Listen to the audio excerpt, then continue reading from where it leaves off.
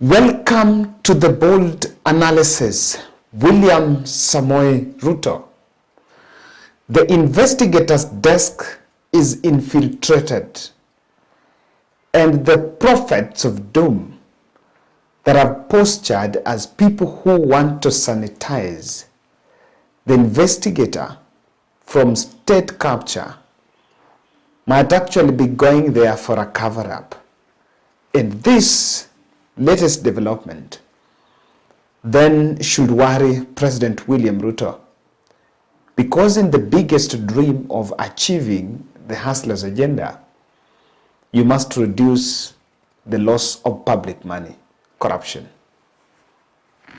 Kindly subscribe to our channel, click the notification bell, and also like our video. Thank you very much for your support. For those who have been supporting this channel in one way or the other, but I received coffee. Asanteni sana. I want to say that I am one person that I do not take what politicians say and accept that is it. Because politicians will tell you what they want you to consume. But the real thing is what they are not telling you. So when President Ruto came out and said that he received resignation letters from the former DCI boss, George Kinoti, and also a decision by the allegedly ailing IG, former IG Mtiambai, to move on a terminal leave, I did not believe it. And so Wahigi Moyoro posted, asked Rigathi Gachagua the same question in a recent interview. And it came out that he was not comfortable with that. He was not comfortable with the fact that there are Kenyans who did not take President William Ruto's word that the two are not coerced to leave office, not intimidated, but they left out of well. Let me put that there. So after Kinoti left, his deputy, Hamisi Massa, took charge, and that was the former narcotics, head of narcotics, took charge, I want to believe, in acting capacity, or maybe is yet to be confirmed, as the DCI boss. And I want to play for you a clip of him that I've just picked from the Star.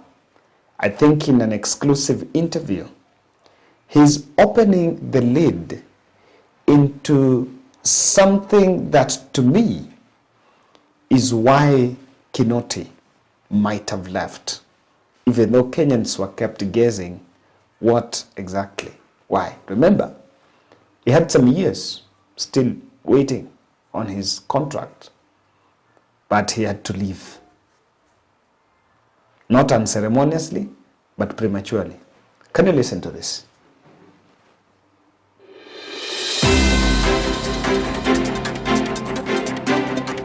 This is the Star News Brief. I'm Joeli Regi.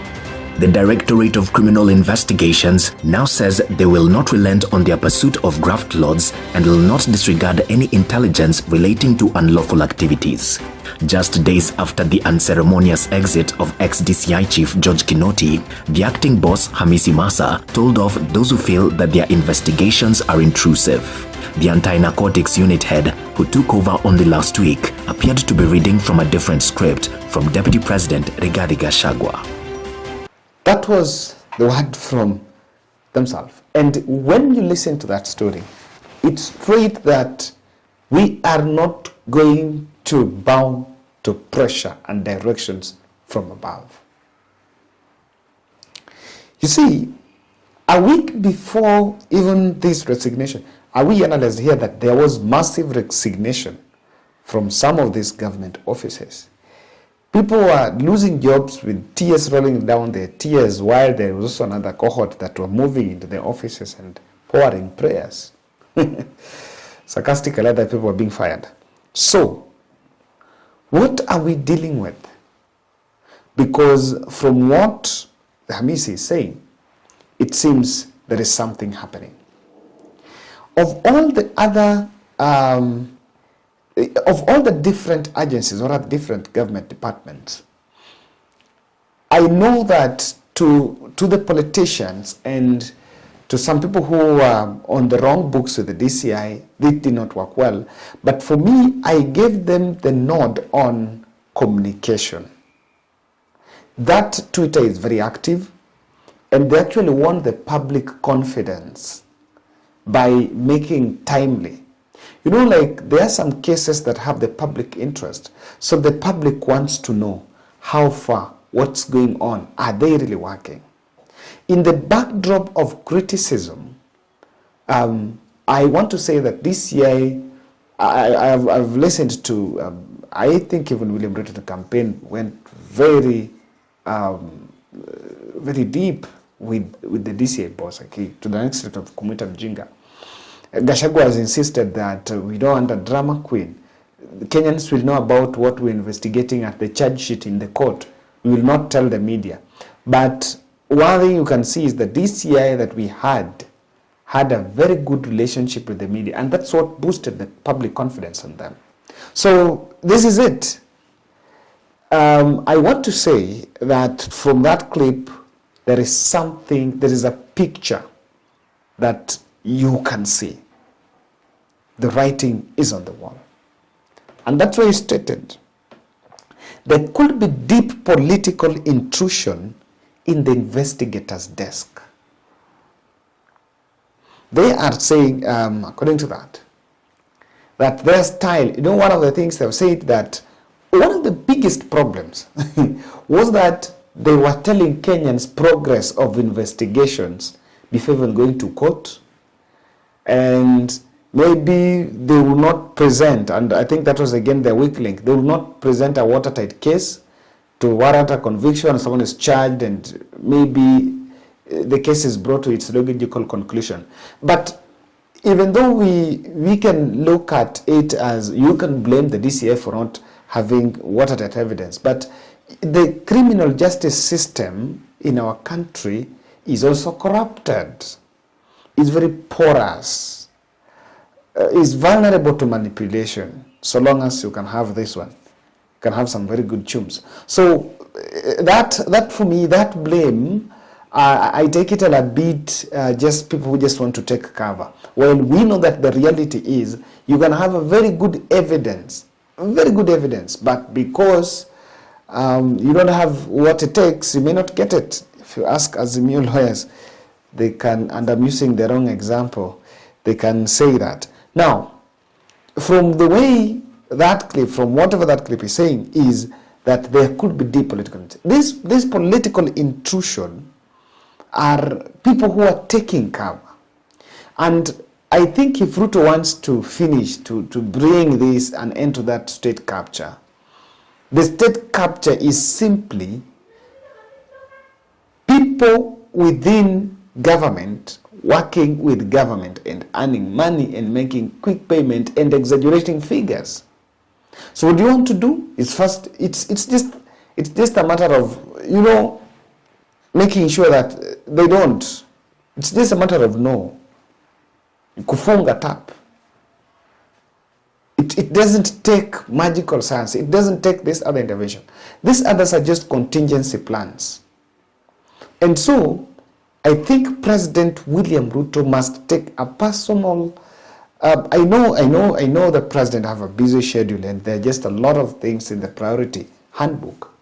But this should also come, because the dream cannot be achieved if this is not handled. And the reason why this is very important is because corruption will sink Ruto's dream.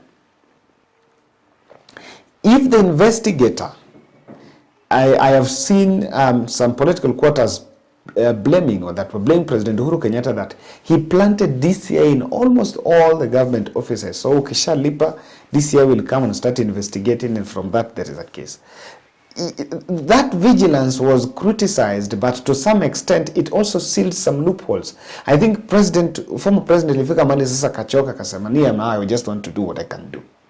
So this, if the investigator's desk is infiltrated, then corruption will be compromised.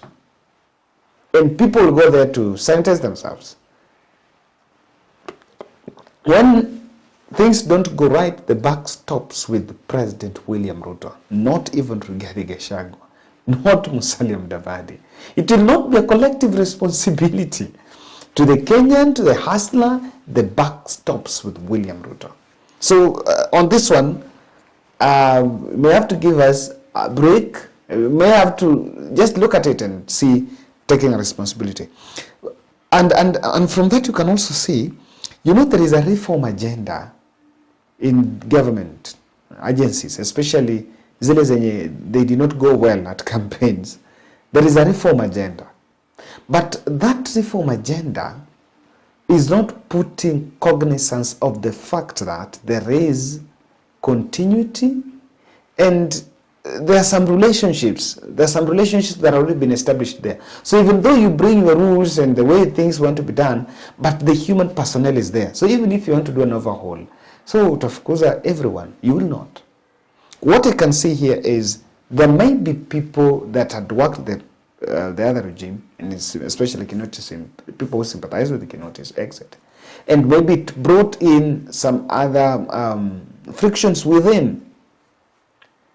These frictions, and without very well laid management of dismissal, you don't just dismiss people. This issue of dismissal and repatriation of dismissal of the staff without well laid strategy, that reform agenda will be paralyzed. It will be paralyzed because it will lack the goodwill. Some government officials might be overstepping their mandate. Let's just let institutions work.